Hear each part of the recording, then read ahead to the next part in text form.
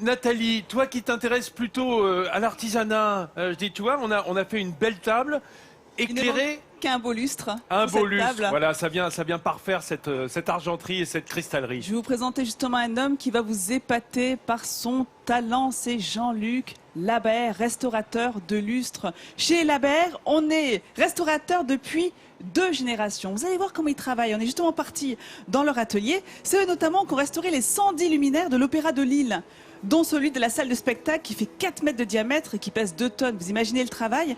Alors c'est un travail de longue haleine. Certains lustres, par exemple celui de l'Opéra de Lille, a demandé entre 6 mois à 8 mois pour le démontage du lustre, rien que pour le démontage. 1 an de restauration et ensuite 1 an supplémentaire pour le remontage. Alors pourquoi c'est aussi long? Regardez sur ces images, pour le démontage, il faut donc séparer chaque cristaux, il faut les numéroter, il faut les photographier pour être capable d'avoir un plan de montage et les remonter sans aucun problème. Et un lustre peut compter jusqu'à 30 000 pièces. Et enfin, on peut décaper, on peut nettoyer. Et parfois, on est même amené à refabriquer une pièce à l'identique quand elle n'existe plus. C'est vraiment impressionnant ce savoir-faire. Alors, ce qui est assez étonnant, c'est que chaque chaîne de cristaux est toujours réalisée par le même monteur. Est-ce que vous savez pourquoi? J'en sais pas de moi. Regarde, j'ai une chaîne de cristaux. Belle pampille, là. Pourquoi? Parce qu'entre 2 cristaux, il faut qu'il y ait exactement le même écart. Et cet écart, ils vont le juger avec leur index. Donc, si le monteur de cristaux est absent parce qu'il est malade, on va attendre qu'il rentre. Parce qu'on ne peut pas avancer sur le travail. Et non, parce qu'il n'a pas la même taille de doigt que le remplaçant. Exactement. Et si, malheureusement, son congé maladie se prolonge, on est obligé de démonter le lustre pour le remonter derrière. Parce que pour que ce soit harmonieux, c'est très simple. Non, c'est pas une plaisanterie. Comme ça se règle au niveau de l'index, pour que ce soit harmonieux et qu'on ait vraiment le même écart entre 2 cristaux, on est obligé de faire ça.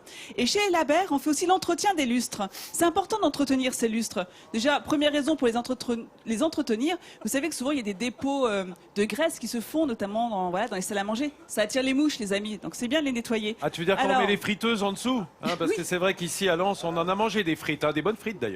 Alors je vais vous montrer un peu la progression du travail. On va commencer par ce lustre qui a été à moitié restauré. Donc en général, avant de restaurer un lustre, vous le récupérez dans cet état-là, avec une oxydation naturelle, avec l'usure du temps. C'est pas des boucles d'oreilles, Camille. Non, il en manque une pour faire une paire. Regardez ce verre de gris, qui est dû à l'oxydation de cuivre. En général, c'est qu'une personne a utilisé des produits qui n'étaient pas adaptés pour nettoyer son lustre. Donc, on va d'abord devoir le décaper. Quand on le décape, on obtient un lustre comme celui-ci. On est vraiment, le lustre est mis à nu, on est vraiment sur le bronze brut.